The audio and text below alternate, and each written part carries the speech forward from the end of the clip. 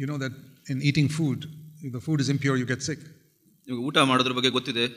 ಊಟ ಶುದ್ಧವಾಗಿಲ್ಲ ಅಂದರೆ ನಮಗೆ ಕಾಯಿಲೆ ಬರುತ್ತೆ. We wash our hands before we eat. ನಾವು ಊಟ ಮಾಡೋ ಮೊದಲು ಕೈಗಳನ್ನು ತೊಳೆದುಕೊಳ್ತೀವಿ. We don't want germs to go into our body. ಯಾಕೆಂದರೆ ಅದರಿಂದ ಈ ವೈರಾಣುಗಳು ನಮ್ಮ ಶರೀರದೊಳಗೆ ಹೋಗಬಾರ್ದು ಅಂತ ಜಾಗ್ರತೆಯನ್ನು ವಹಿಸ್ತೀವಿ. Even water, we have to be careful about the type of water we drink. ನಾವು ನೀರಿನ ಬಗ್ಗೆ ಕೂಡ ಕಾಳಜಿ ವಹಿಸ್ತೀವಿ, ಅದು ಶುದ್ಧವಾಗಿದೆಯಾ. So when it comes to the body, we are so careful to make sure that we eat and drink only pure things. ನಮ್ಮ ಶರೀರ ಸಂಬಂಧವಾಗಿ ನಾವು ಬಹಳ ಜಾಗೃತರಾಗಿರ್ತೀವಿ. ನಾವು ಏನು ತಿಂತೀವಿ, ಏನು ಕುಡಿತೀವಿ, because we want to be healthy. ಯಾಕೆಂದರೆ ನಾವು ಆರೋಗ್ಯವಾಗಿರಲಿಕ್ಕೆ ಬಯಸ್ತೀವಿ. And sickness can come so easily into our body. ಯಾಕೆಂದರೆ ಈ ಕಾಯಿಲೆಗಳು, ಅನಾರೋಗ್ಯ ಯಾವ ರೀತಿಯಲ್ಲಾದರೂ ಸುಲಭವಾಗಿ ಬರೋ ಸಾಧ್ಯತೆ ಇದೆ. And just like sickness comes easily, sin also comes easily into our body. ನಮ್ಮ ಶರೀರದಲ್ಲಿ ಹೇಗೆ ಕಾಯಿಲೆಗಳು ಬರುತ್ತೋ ಹಾಗೆ ಬಹಳ ಸುಲಭವಾಗಿ ಪಾಪಗಳು ಕೂಡ ಬರೋ ಸಾಧ್ಯತೆ ಇದೆ. So that's the thing we must always remember. ಅದನ್ನು ಯಾವಾಗಲೂ ನಾವು ನೆನಪಿಟ್ಕೊಳ್ಬೇಕು. That sin is like sickness. ಪಾಪ ಅನ್ನೋದು ಕಾಯಿಲೆ ಥರ. But it's much more serious than sickness. ಆ ಒಂದು ಕಾಯಿಲೆಗಿಂತ ಬಹಳ ಗಂಭೀರವಾದದ್ದು ಕೂಡ. Because with sickness we can only get affected in our body, but with sin we can be affected for eternity. ಈ ಒಂದು ಕಾಯಿಲೆಗಳಿಂದ ಶರೀರಕ್ಕೆ ಕಷ್ಟವಾಗುತ್ತೆ, ತೊಂದರೆ ಆಗುತ್ತೆ. ಆದರೆ ಪಾಪದಿಂದ ನಾವು ನಿತ್ಯತ್ವಕ್ಕೆ, ನಮ್ಮ ಜೀವಿತಕ್ಕೆ ತೊಂದರೆ ಆಗುತ್ತೆ. Most human beings don't think about eternity. ಬಹಳಷ್ಟು ಜನರು ಈ ನಿತ್ಯತ್ವದ ಬಗ್ಗೆ ಯೋಚನೆ ಮಾಡೋದಿಲ್ಲ. Even if you live on earth for 100 years. ನೀವು ಈ ಭೂಮಿಯಲ್ಲಿ 100 ವರ್ಷಗಳ ಕಾಲ ಇದ್ರೂ ಕೂಡ, there are very few people who live up to 100. ಅಲ್ಲಿವರೆಗೆ ಜೀವಿಸುವವರು ಬಹಳ ಕಡಿಮೆ ಜನ. But even if you live up to 100, ನೀವು ಈ 100 ವರ್ಷಗಳು ಬದುಕಿದ್ರೂ ಕೂಡ, it is such a small portion of time in terms of eternity.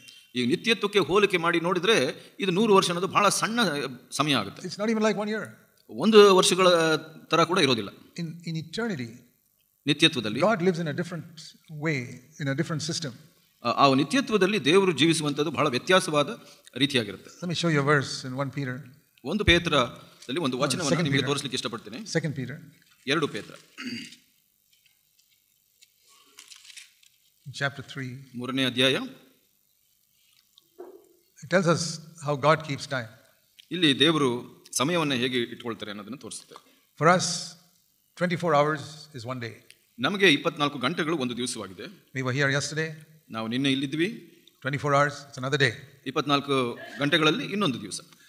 Now with the Lord it says in 2 Peter chapter 3 and verse 9, verse 8. 2 ಪೇತ್ರ 3ನೇ ಅಧ್ಯಾಯ 8ನೇ ವಚನದಲ್ಲಿ ಹೀಗೆ ಹೇಳುತ್ತೆ. One day is not 24 hours. ಒಂದು ದಿವಸ ಅನ್ನೋದು 24 ಗಂಟೆಗಳಲ್ಲ. It is 1000 years. 1000 ವರ್ಷಗಳು. For us one day is 24 hours. ನಮಗೆ ಒಂದು ದಿವಸ ಅಂದ್ರೆ 24 ಗಂಟೆಗಳು. For the Lord one day is 1000 years. ಆದರೆ ಕರ್ತನಿಗೆ 1000 ವರ್ಷಗಳು ಒಂದು ದಿವಸದಂತೆ. So if you live 100 years, ನಾವು 100 ವರ್ಷಗಳ ಕಾಲ ಬದುಕಿದ್ರೆ, in God's eyes you just live for 2 hours. ದೇವರ ದೃಷ್ಟಿನಲ್ಲಿ ಅದು 2 ಗಂಟೆಗಳು ಬದುಕಿದೆ. We care so much about this short period of time.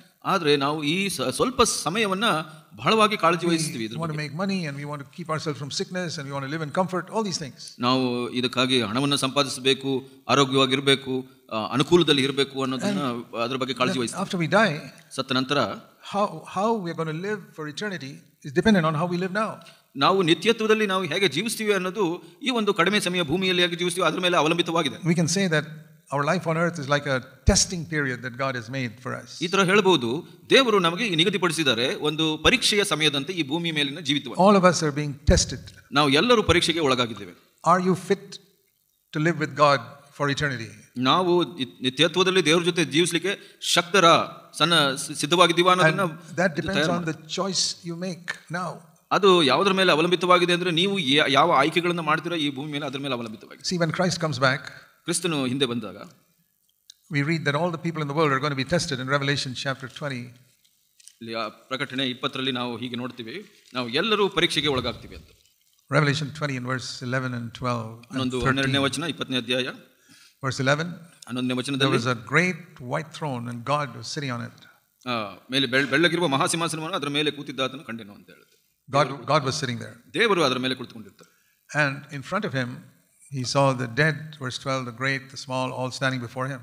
ಆತನ ಮುಂದೆ ನಾವು ನೋಡಿದ್ರೆ ಇದಲ್ಲದೆ ಸತ್ತವರಾದ ದೊಡ್ಡವರು ಚಿಕ್ಕವರು ಸಿಂಹಾಸನದ ಮುಂದೆ ನಿಂತಿರುವುದನ್ನು ಕಂಡೆವು. So after we die, ನಾವು ಸತ್ತ ನಂತರ we'll be in the grave for many years. ನಾವು ಬಹಳಷ್ಟು ವರ್ಷಗಳ ಕಾಲ ಸಮಾಧಿಯಲ್ಲಿ ಇರ್ತೀವಿ. And then one day Christ will come back. ಒಂದು ದಿವಸ ಕ್ರಿಸ್ತನು ಬರ್ತಾನೆ. And there will be a throne set up where God sits there. ಒಂದು ಸಿಂಹಾಸನವು ನಿಗದಿಪಡಿಸಲಾಗುತ್ತೆ, ಅದರ ಮೇಲೆ ದೇವರು ಕುಳಿತುಕೊಂಡಿರ್ತಾನೆ. And from the time of Adam, all the people who ever lived on this earth, it says here, are all going to be raised up from the dead and they'll stand before him. ಆ ದಿವಸ ಆದಮನಿಂದ ಇಲ್ಲಿಯವರೆಗೆ ಯಾರೆಲ್ಲ ಸತ್ತು ಸಮಾಧಿಯಲ್ಲಿದ್ದಾರೆ ಅವರನ್ನೆಲ್ಲ ಎಬ್ಬಿಸಲ್ಪಡುತ್ತೆ ಸಿಂಹಾಸನದ ಮೇಲೆ. And then it says here the books are opened. ಅಲ್ಲಿ ಪುಸ್ತಕಗಳು ತೆರೆಯಲ್ಪಡುತ್ತೆ. And another book called the book of life. ಜೀವಬಾಧ್ಯರ ಪಟ್ಟಿ ಅಂತ ಇನ್ನೊಂದು ಪುಸ್ತಕವಿರುತ್ತೆ. So those whose names are in the book of life, they go into God's presence. ಯಾರಿಗೆ ಹೆಸರುಗಳು ಈ ಜೀವಬಾಧ್ಯರ ಪುಸ್ತಕದಲ್ಲಿ ಇರುತ್ತೋ ಅವರೆಲ್ಲ ದೇವರ ಬಳಿಗೆ ಹೋಗ್ತಾರೆ. But it says here the dead were judged from the things which are written in the books according to their deeds. ಅವರವರ ಕೃತ್ಯಗಳ ಪ್ರಕಾರ ಸತ್ತವರಿಗೆ ನ್ಯಾಯ ತೀರ್ಪಾಗುವುದು ಅಂತ ಬರೆಯಲ್ಪಟ್ಟಿದೆ. And again it is written in verse 13. 13ರಲ್ಲಿ ಮತ್ತೆ ಬರೆಯಲ್ಪಟ್ಟಿದೆ. People who have died in the sea and in the land and everywhere, they all were raised up. ಮೃತ್ಯು ಪಾತಾಳದಲ್ಲಿ ಎಲ್ಲರಲ್ಲಿ ಸಮುದ್ರದಲ್ಲಿ ಎಲ್ಲಿ ಸತ್ತರು ಅವರೆಲ್ಲರೂ they all stand before God. ಅವರೆಲ್ಲ ದೇವರ ಮುಂದೆ ನಿಂತು. And again it is written in verse 13, they were judged every one of them according to their deeds. 13 ಕಡೆಯ ಭಾಗದಲ್ಲಿ ಅವರಲ್ಲಿ ಪ್ರತಿಯೊಬ್ಬನಿಗೆ ಅವನವನ ಕೃತ್ಯಗಳ ಪ್ರಕಾರ ನ್ಯಾಯ ತೀರ್ಪಾಗುವುದು. Verse 15, if anyone's name was not written in the book of life, he was thrown into the lake of fire. 15ನೇ ವಚನದಲ್ಲಿ ಯಾವನ ಹೆಸರು ಜೀವಬಾಧ್ಯರ ಪಟ್ಟಿಯಲ್ಲಿ ಬರೆಯಲಿಲ್ಲವೋ ಅವನನ್ನು ಬೆಂಕಿಯ ಕೆರೆಯಲ್ಲಿ ತೊಬ್ಬಲ್ಪಡುವುದು. There are two places where we're going to be in eternity. ನಿತ್ಯತ್ವದಲ್ಲಿ ನಾವು ಎರಡು ಸ್ಥಳಗಳಲ್ಲಿ ನಾವು ಉಳ್ಕೊಂತೀವಿ. Heaven and there's a lake of fire. ಒಂದು ಪರಲೋಕ ದೇವರ ಸನ್ನಿಧಿ ಅಥವಾ ಈ ಬೆಂಕಿಯ ಕೆರೆ. We may say, why does a loving God have a lake of fire? ಇಂಥ ಪ್ರೀತಿಯುಳ್ಳ ತಂದೆ ಯಾಕೆ ಬೆಂಕಿಯ ಕೆರೆಯನ್ನ ಇಟ್ಟಿದ್ದಾರೆ? I mean, shouldn't we have a place where there's no such thing as hell? ಒಂದು ನರಕ ಅನ್ನುವಂತ ಒಂದು ಸ್ಥಳ ಇಲ್ಲದೆ ಇದ್ರೆ ಒಳ್ಳೆಯದಲ್ವಾ? It's like asking, why do you have a prison in Hubli? ಇಲ್ಲಿ ಹುಬ್ಬಳ್ಳಿಯಲ್ಲಿ ಯಾಕೆ ಸೆರೆ ಇದೆ? There must be some type of jails in Hubli, like in every town there are jails. ಎಲ್ಲ ಕಡೆನೂ ಆ ಒಂದು ಜೈಲು ಇರೋ ತರ ಹುಬ್ಬಳ್ಳಿನಲ್ಲೂ ಇರಬಹುದು. Would you like to live in a town where there are no police and no jails? ಒಂದು ಜೈಲು ಅಥವಾ police ಇಲ್ಲದೆ ಇರೋ ಸ್ಥಳದಲ್ಲಿ ಇರ್ಲಿಕ್ಕೆ ನೀವು ಇಷ್ಟಪಡ್ತೀರಾ? It'll be very dangerous for you to live because so many people are evil. ಯಾಕೆ ಅದು ಆ ಥರ ಜೀವಿಸೋದು ಭಯಾನಕವಾದದ್ದು ಅಂದ್ರೆ ಬಹಳಷ್ಟು ಜನರು ದುಷ್ಟರು ಇರ್ತಾರೆ. They come to kill people. ಅವರು ಜನರನ್ನು ಸಾಯಿಸಲಿಕ್ಕೆ ಬರ್ತಾರೆ. Come to rob. ಕಳ್ಳತನ ಮಾಡಲಿಕ್ಕೆ. You know, even these young people on motorcycles go and grab chains from women's necks. ಸರಗಳರು ಈ ಬೈಕ್ ನಲ್ಲಿ ಹೋಗಿ ಸರ ಕಿತ್ಕೊಳ್ಳುವಂತವರು ಇರ್ತಾರೆ. They're all out to do evil. ಅವರೆಲ್ಲ ಈ ದುಷ್ಟ ಕಾರ್ಯಗಳನ್ನು ಮಾಡಲಿಕ್ಕೆ ಕಾಯ್ತಾರೆ. For such people there has to be a jail. ಅಂತ ಜನರಿಗೆ ಒಂದು ಸೆರೆ ಇರಬೇಕು. So that the good people are protected from them. ಯಾಕೆ ಅಂದ್ರೆ ಒಳ್ಳೆಯ ಜನರು ಈ ದುಷ್ಟರಿಂದ ಕಾಪಾಡಲ್ಪಡಬೇಕು. Not only that, ಅಷ್ಟು ಮಾತ್ರವಲ್ಲ, even in a hospital, ಆಸ್ಪತ್ರೆಯಲ್ಲಿ ಕೂಡ if somebody's got a very serious sickness which others can get very quickly, ಸಾಂಕ್ರಾಮಿಕ ಕಾಯಿಲೆ ಯಾರಿಗಾದ್ರೂ ಗಂಭೀರವಾದ ಸಾಂಕ್ರಾಮಿಕ ಕಾಯಿಲೆ ಯಾರಿಗಾದ್ರೂ ಒಬ್ಬರಿಗಿದ್ರೆ ಅವ್ರನ್ನ ಕಾಪಾಡಬೇಕು. they'll put them in another room. ಅವ್ರನ್ನೆಲ್ಲ ಬೇರೆ ಪ್ರತ್ಯೇಕ ಕೊಠಡಿಯಲ್ಲಿ ಹಾಕ್ತಾರೆ. And even father and mother cannot go to that room. ತಂದೆ ತಾಯಿ ಕಡೆ ಕೂಡ ಅವ್ರನ್ನ ನೋಡ್ಲಿಕ್ಕೆ ಸಾಧ್ಯವಾಗಲ್ಲ. See, if your own son has got some very infectious sickness, ನಿಮ್ಮ ಸ್ವಂತ ಮಗನಿಗೆ ಒಂದು ಸಾಂಕ್ರಾಮಿಕ ಕಾಯಿಲೆ ಇದ್ರೆ, to prevent other children from getting it, you'll put that child in another room. ನೀವು ಈ ತರ ಮಕ್ಕಳಿಗೆ ಅದು ಹರಡಬಾರದು ಅಂದ್ಬಿಟ್ಟು ಇನ್ನೊಂದು ಪ್ರತ್ಯೇಕ ಕೊಠಡಿಯಲ್ಲಿ ಹಾಕ್ತೀರಾ. Even if you love him, ಅದನ್ನ ಪ್ರೀತಿಸಿದ್ರು ಕೂಡ, because you love the other children, ಯಾಕೆಂದ್ರೆ ಇನ್ನ ಇತರ ಮಕ್ಕಳನ್ನು and you don't want the other children to get this sickness. ಈ ಒಂದು ಕಾಯಿಲೆ ಇತರ ಮಕ್ಕಳಿಗೆ ಬರಬಾರದು ಅಂತ. Somebody who comes to your house may ask, ನಿಮ್ಮ ಮನೆಗೆ ಬಂದವರು ಕೇಳಬಹುದು ಹೀಗೆ, why are you putting your child in another room? ನಿನ್ನ ಮಗನನ್ನ ಯಾಕೆ ಇನ್ನೊಂದು ಕೋಣೆಯಲ್ಲಿ ಹಾಕಿದ್ಯಾ? Don't you love him? ಅದನ್ನ ಪ್ರೀತಿಸಲ್ವಾ? Yes, I love him. ಹೌದು, ಅದನ್ನ ಪ್ರೀತಿಸ್ತೀನಿ. Then why you put him in that room? ಆ ಕೋಣೆಯಲ್ಲಿ ಯಾಕೆ ಹಾಕಿದಿರಾ? Because I love the other children also. ಯಾಕೆ ಅಂದ್ರೆ ಇತರ ಮಕ್ಕಳನ್ನು ನಾನು ಪ್ರೀತಿಸ್ತೀನಿ ಅದಕ್ಕಾಗಿ. So it is a God of love who separates people like that even in eternity. ನಿತ್ಯತ್ವದಲ್ಲಿ ಕೂಡ ಈ ಪ್ರೀತಿಯ ದೇವರು ಜನರನ್ನ ಬೇರ್ಪಡಿಸುತ್ತಾರೆ. Just like you will put your child with an infectious sickness into another room. ಹೇಗೆ ನೀವು ಆ ಒಂದು ಸಾಂಕ್ರಾಮಿಕ ಕಾಯಿಲೆ ಇರುವಂತಹ ಮಗುವನ್ನ ಪ್ರತ್ಯೇಕವಾಗಿ ಇಡ್ತೀರೋ ಹಾಗೆ. Now, and if you know he's never going to be healed, you'll keep him always in that room. ಆತನು ಯಾವಾಗಲೂ ಅದರಿಂದ ಗುಣ ಹೊಂದೋದಿಲ್ಲ ಅಂದ್ರೆ ಯಾವಾಗಲೂ ಆ ಕೊಠಡಿಯಲ್ಲೇ ಇಟ್ಟುಬಿಡ್ತೀರಾ. Many sicknesses it gets healed after some time, then they can come back. ಬಹಳಷ್ಟು ಕಾಯಿಲೆಗಳು ಅಲ್ಲಿ ಗುಣ ಹೊಂದುತ್ತೆ, ಅದರ ನಂತರ ಅವರನ್ನ ತೆಗಿತೀರಾ ಆ ಕೊಠಡಿಯಿಂದ. Nowadays there's a cure for leprosy. ಈವಾಗಿನ ಸಮಯದಲ್ಲಿ ಆ ಕುಷ್ಠ ರೋಗಕ್ಕೆ ಒಂದು ಮದ್ದಿದೆ. In the olden days there was no cure for leprosy. ಹಳೆ ದಿವಸಗಳಲ್ಲಿ ಅದಕ್ಕೆ ಮದ್ದಿರಲಿಲ್ಲ. ಅದಕ್ಕೆ and even in India they would put all the lepers away in some village where nobody is living.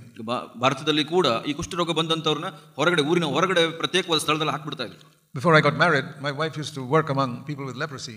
ನಾನು ಮದುವೆಗೆ ಮೊದಲು ನನ್ನ ಹೆಂಡತಿ ಈ ಒಂದು ಕುಷ್ಠ ರೋಗಿಗಳ ಒಂದು ಆಸ್ಪತ್ರೆಯಲ್ಲಿ ಕೆಲಸ ಮಾಡ್ತಾ ಇದ್ರು. She wanted to serve them. ಕರ್ತನಿಗೆ ಸೇವೆ ಮಾಡ್ತಾ ಇದ್ರು, ಅವರಿಗೆ ಸೇವೆ ಮಾಡ್ತಾ ಇದ್ರು. She told me that they were all put into a village which was full of snakes. ಅವರನ್ನ ಯಾವುದೋ ಒಂದು ಸ್ಥಳದಲ್ಲಿ ಬಹಳಷ್ಟು ಹಾವುಗಳಿರುವಂತ ಒಂದು ಪ್ರತ್ಯೇಕವಾದ ಒಂದು ಹಳ್ಳಿಯಲ್ಲಿ ಹಾಕ್ಬಿಟ್ಟಿದ್ರು. All the lepers were put there. ಅವರೆಲ್ಲ ಕುಷ್ಠರೋಗಿಗಳನ್ನೆಲ್ಲ ಅಲ್ಲೇ ಹಾಕಿದ್ರು. And even if you had a son who had leprosy, you'd be put there. ನಿಮ್ಮ ಮಗನಿಗೆ ಯಾವ್ದಾದ್ರು ಕುಷ್ಠರೋಗ ಕಾಯಿಲೆ ಬಂದ್ರು ಅವರನ್ನು ತೆಗೆದು ಅಲ್ಲಿ ಹಾಕ್ತಾರೆ. Because if you keep him in the house, everybody else in the house will get leprosy. ಅವ್ರನ್ನ ಮನೆಯಲ್ಲಿ ಇಟ್ಕೊಂಡ್ರೆ ಮನೆಯಲ್ಲಿ ಇರೋರಿಗೆ ಇತರರಿಗೆಲ್ಲ ಬಂದ್ಬಿಡ್ತಾ ಇತ್ತು. So it looks as if it's, oh, we don't love them, that's why they put him there.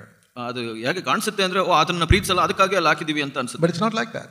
ಹಾಗಲ್ಲ ಅದು. You love all the others in your family, that's why you put that one there. ಯಾಕೆ ಅಂದ್ರೆ ಕುಟುಂಬದಲ್ಲಿ ಇತರರನ್ನು ಕೂಡ ನಾವು ಪ್ರೀತಿಸ್ತೀವಿ, ಅದರಿಂದ ಅವ್ರನ್ನ ಪ್ರತ್ಯೇಕವಾಗಿ ಇಡ್ತೀವಿ. It's a God of love who separates people in eternity into heaven and hell. ನಿತ್ಯದಲ್ಲಿ ಕೂಡ ಪರಲೋಕ ನರಕ ಅಂತ ಯಾಕೆ ಪ್ರತ್ಯೇಕವಾಗಿ ದೇವರು ಇಡ್ತಾರೆ ಅಂದ್ರೆ ದೇವರು ಪ್ರೀತಿಸುವಂತ